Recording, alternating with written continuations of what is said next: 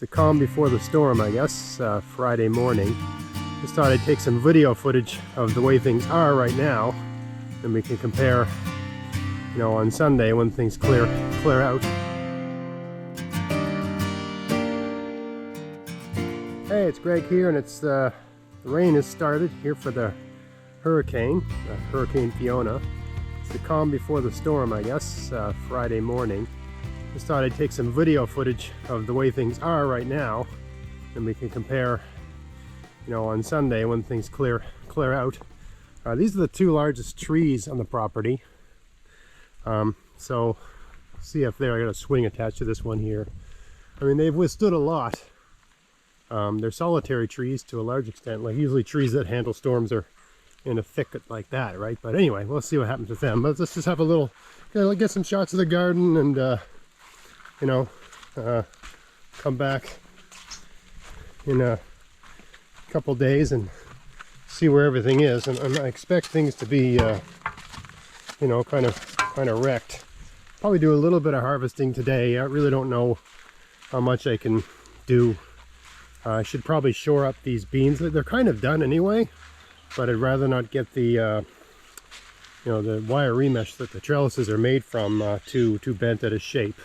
Because this is gonna just, it's gonna take a beating. So if there's a break in the rain, maybe I'll shore that up. Took some of the apples off this tree yesterday. Some of them are still on there, and they're not ripe, right? So I mean, they're all gonna come off the tree, but they're not ripe. These apples, this is a Sweet 16 that I planted 3 or 4 years ago. Really good tasting. These are all ready, or almost ready. Anyway, I picked them all anyway because they're coming down with the storm, right? So, you know, that's good, I guess. I fully expect that the, you know, these eggplants will be blown down, sunchokes will be blown down. You know, I wouldn't be surprised if these peppers get blown down, right? You know, it's just going to be some pretty phenomenal destruction out here. What are you going to do, right? So, I mean, you can't stop a hurricane, so it depends on which direction the wind comes from and all that sort of stuff. It's a little bit protected in here, but you know, things blow down, things blow around in here. It's happened before, so you know, all I can do is cross our fingers. There's really not much you can do at this point. So I can still get some beans to be picked. Still getting beans off of this Vortex pole beans. These are just amazing, I gotta say. These are great beans. Anyway, I'm getting soaked, so I'm going inside. We'll see you in a couple days. Hey, it's Greg here with MaritimeGardening.com. It's Sunday, the day after Hurricane Fiona. So, you know, we had a hurricane touchdown Friday night, and then it had blown itself out by around noon on Saturday. We lost power for about 24 hours in total, and no damage to the house. Everything's fine. You know, really, you know, relatively speaking, where I am, this location in Nova Scotia, we got off pretty much scot-free. I mean, we took a walk around the neighborhood. A couple of the neighbors had some things blown over, some trees blown down. I think the next door neighbor had like a swing set blown down, some stuff like that. But relative to the, you know, the destruction in certain parts of the province, we got off pretty easy here. So I'm grateful for that. I'm near the coast, but I'm not on the coast, right? It's a few kilometers to the ocean from here, so it's just so much more intense right by the water than inland. I mean, there's variation in that. Not everybody inland got off as easy as me, of course, right? You know, we had up to 140 km/h winds, but yeah, all things considered, it didn't get so bad here. So I'm just going to take you a walk around the garden, show you some of the changes as a result of the hurricane. But you know, all in, not too bad. So let's go have a look. So first thing I noticed when I came in the garden yesterday, I couldn't film yesterday because it was just too windy. There's a bit of wind this morning, but it's not that bad. It's around 10 o'clock in the morning right now. So first thing I noticed was this zucchini or squash garden. So I don't know if I caught it in the footage I took before the storm, but these plants were all maybe 2 feet high and up, and now they're just flattened, right? So, you know, I think it's all right because it's close to time to harvest these anyway. Which my general theme of this video is, Yeah, some stuff gets smashed, but you know, all the stuff that got smashed, you know, they were going to be done soon anyway. We had a night last week where it was 5 degrees Celsius, so I think the frost is coming soon, right? So yeah, these squash are sort of kind of smashed, kind of wrecked, but that's okay because really they're just sort of curing and getting ready to be harvested anyway. You know, certain tough things like these Swiss chard. One of my viewers is asking about the Swiss chard. Yeah, the Swiss chard are just fine, right? They're looking good. They don't seem to have been affected at all by the storm. These collard greens, a couple of them, you can see this one here got tipped over, right? So I should figure out some way. I'll probably just mound the earth up. You can see this one here got sort of tipped down. It should be up like this, but it's over here like that. And so yeah, the collard greens, I mean, I think it's a combination of the intense wind but also the rain making the soil really soft, right? So the roots just couldn't support the plant. So for those, I'll just put like a, you know, something to lean it up against. That should be okay. The zucchini, again, these had more height before the storm, so they're kind of flattened out. I was really pleased to see, so the night before the storm, like the Friday evening, before it got too bad, I came out here in the rain and put these braces. I stuck them in the ground and I tied them on at the top with just some garbage rope that was lying around, and that seemed to be enough to keep that. I mean, it's not a complete sail because the wind can get through it, but it seemed to be enough for the wind we got here to hold that. I mean, we had about one tree come down on the property just so you get a sense of the wind we have. Enough wind to blow down trees. Yeah, just doing that little bit on both sides seemed to help. You can see down here the bean plants. These were much more upright before the storm, so they got sort of thrashed around pretty bad.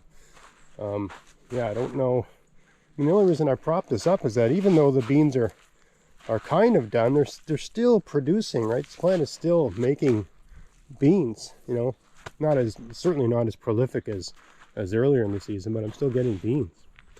All my kale seem to come out of the storm just fine, so they're doing great. These grapes, this is kind of concerning a bit because before the storm, the leaves, the foliage was over the grapes, right? And now it's like the leaves are just blown away. So now the grapes are completely exposed, right? So the leaves kind of concealed the grapes from birds flying by. And they're not done ripening, right? They're not ready to be picked yet because, you know, like the clusters aren't fully ripe. So, yeah, I don't know. It's like the leaves are just gone. There was leaves, and now there isn't leaves. They just got blown right off the plants, right? You can see. Right? It's like almost like something ate them, but that's not what happened. The leaves were here, and now they're gone. It was just the violence of the wind whipping along the fence, I guess. So yeah, I had a really good grape haul, but and the grapes are still here. The grapes are still fine, but it's kind of an open invitation to every bird in town to get them. So yeah, you know, and this, I mean, this netting was over them. It got sort of blown. I don't know really what happened with this netting, but it's not really protecting them like it was. So I have to fix the netting. I think we can deal with this with netting. I just got to fix the netting, get the netting back over them, and maybe add a bit more netting, right? So yeah, that definitely, the leaves just got blown right off of this plant. You can see. That's not from, some people are going to say, oh, you had something eat them. No, that happened in one night. All the leaves just disappeared. They just got, almost like someone took a weed whacker to the plant, right? They just got thrashed off the plant. This apple tree did fine, but the night before the storm, you can see I tethered it, right? Now you can see the tension's gone out of this tether. So I chose 3 points, like, you know, triangle configuration, tripod sort of configuration. I tethered this tree. This was tight the night before the storm, so I mean, you know, it's slack now. And you can see how much that stake I put in the ground moved from where I drove it in. So I mean, this tree was under stress, but it stayed upright. Now none of this matters because I'm going to try to move this tree, which is probably going to kill it anyway. But I'm moving that really soon, actually. Not right yet. I have to wait till the leaves start falling off it and starts getting into fall mode.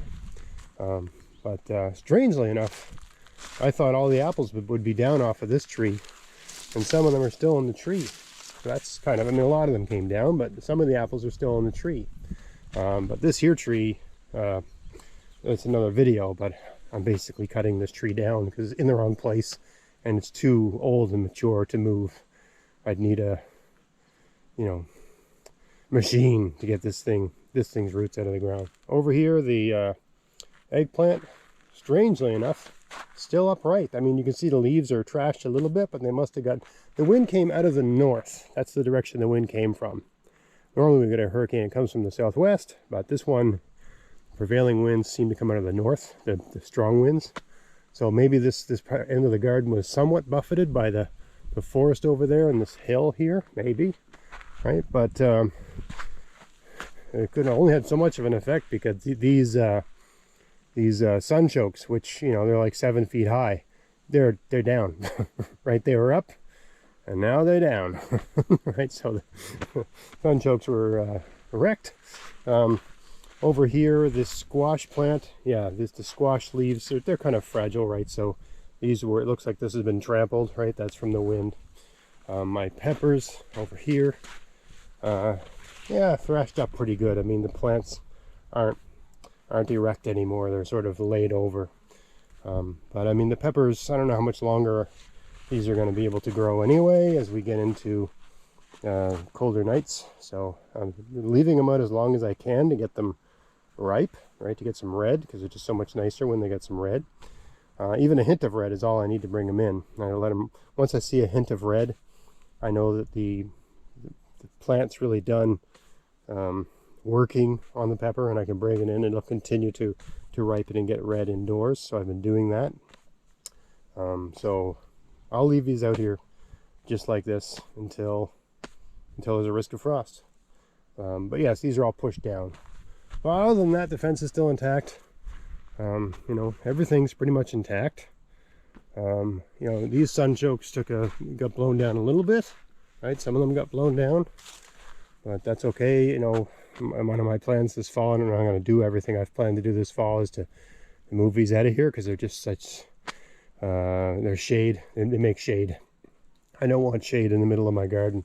That's the reason I'm moving this tree. It's just casting too much shade on adjacent planting beds. Anyway, long story short, I really can't complain. We got off pretty good. The garden's all right. The house is all right. No damage to the property. No damage to anything we've got. I mean, I did all the standard things that you're supposed to do. Taking your lawn chairs and anything that can blow around, move it in, stuff like that, right? So, I secured the house. It's funny, just reflecting quickly on the effect of the storm. I'm one of the only person, I sort of live outside of town. We have the septic field and well water and that sort of thing. So, it's a little bit rural here, although it's fully modern in all the ways that one might define the word modern. But I think I'm the only person on my street that doesn't have a generator. The morning after the hurricane, everybody had a generator going, it seemed like, but us. So, it was interesting. I grew up in the 1970s and 80s, and, I grew up in Nova Scotia here, and power outages were a fairly regular thing, and, you had a system for when the power went out. Right? You just fill up some buckets of water the night before. You always know there's a big storm coming, so you sort of anticipate the power going out. You fill up some water, and you get the candles ready, you get the flashlights ready, and you just sort of, anticipate there's going to be a day or two with no power. The local government here told us that, expect 72 hours with no power. It was only 24 hours, right? So we just did the same thing I would have done when we were kids. I got a little propane stove with 2 burners that I just put on top of the oven and use that. Just open up a couple windows to get some air going through there. We had a lot of things sort of put aside that are easy to cook, that sort of thing. And then we washed our dishes by hands. And I have to think of the day after the storm. We had breakfast in the morning, and I washed dishes, and my daughter dried the dishes, just like people would have done back in the old days. And it really amazed me, because nowadays, after we have a meal, one of our kids usually does the dishes, and they just go, they're in the kitchen by themselves, and everybody leaves. And it was so nice to just chit-chat, have a conversation, with my daughter while we did the dishes. And I was just thinking, that's one of these things that's sort of been lost, right? That communal, the social aspect of doing chores by hand as opposed to letting a machine do it. So it was nice, right? And then that afternoon we went for a walk, all of us, to sort of see what happened on the street, which, we kind of do that sometimes anyway, but, we took along, and we talked to our neighbors, which we never do. For some reason, neighbors wanted to talk, right? Because you had something to talk about, right? So we talked to our neighbors, because everybody wasn't inside thumbing around on little, shiny rectangle devices. And then when we came back inside, I played cards with my kids for 2 hours. I taught them how to play Rummy 500, which we wouldn't have normally done. We do stuff with our kids, but we just basically did more as a result of there not being electricity and there not being an internet and video games and social media and all that sort of stuff, right? So every time we have a catastrophe like this, I find and put it another way, every time there's an event that affects our ability to live in the modern world and do things the old-fashioned way, there's so many benefits to it. Because you talk, you do things, you use your hands, you're more active. I really think, I'm not saying I'm against any of this new stuff. It's just, it seems to me that people have traded in a lot of the good old stuff for the new stuff. Whether that new stuff is good or bad, I don't know. But we've traded out a lot of good old stuff for the new stuff. And, I think I'm going to make a concerted effort to work some of that good old stuff back into our lives. I think I'm going to do the dishes by hand with one of my kids more often, because you get to talk, right? What else are you going to do, right? And, you're just using your hands for something other than that, right? So you're developing that sort of the hand skills, which I think is just so... it's so healthy to use your hands. I don't know why. I can't explain it, but and maybe that's not for everybody, right? But I find I just love using my hands. It's so therapeutic. The morning of, because it was so crappy outside, I went in my garage. I opened up the big garage door, and I spent 5 hours cleaning, organizing, straightening out my garage. Before the hurricane, I downloaded some podcasts. I really like listening to, what's it called? Dan Carlin's Hardcore History. If you're into history and you want to hear someone tell the story of a historical event, like the one I was listening to was basically like 15-hour story explaining World War I. I think it was called... Blueprint for Armageddon, I think was the name of the podcast, Dan Carlin. If you're a history fan, I'm not getting any money from these guys or anything like that, I'm just a huge fan. You like detailed history, well told, that's a great thing to do. So it wasn't 5 hours, but because I was in and out doing different things, but basically, whenever someone didn't need me to do something, and I wasn't doing something with someone on yesterday, I was in my garage, getting a history lesson, just cleaning my garage, organizing my garage, putting things where they belong, fixing little things I've been putting off fixing, oiling things I haven't oiled for a while, sharpening things I haven't sharpened for a while, just doing all that sort of stuff. And I wouldn't have been doing any of that if the electricity had been on. To be honest, I would have been doing something else. Making a YouTube video and editing it and putting it up on social media probably, right? So, I think in times like these, it's worthwhile to step back a little bit and just think about, how did you spend your time when the electricity was off? Did you enjoy how you spent your time? Maybe you should be doing a little more of that and a little less of whatever you were doing before. I certainly came away with that reflection. But that's me, that's how my brain works, and that's what's good for me. You do what's good for you. All right, anyway, that's the state of the garden. We got off pretty good. I hope everybody else out there did all right, and everyone that was in the path of that hurricane. And otherwise, until next time, hope you enjoyed that. If you did, please like, share, subscribe. Get out there, get at it, have fun in your garden. Thanks for watching.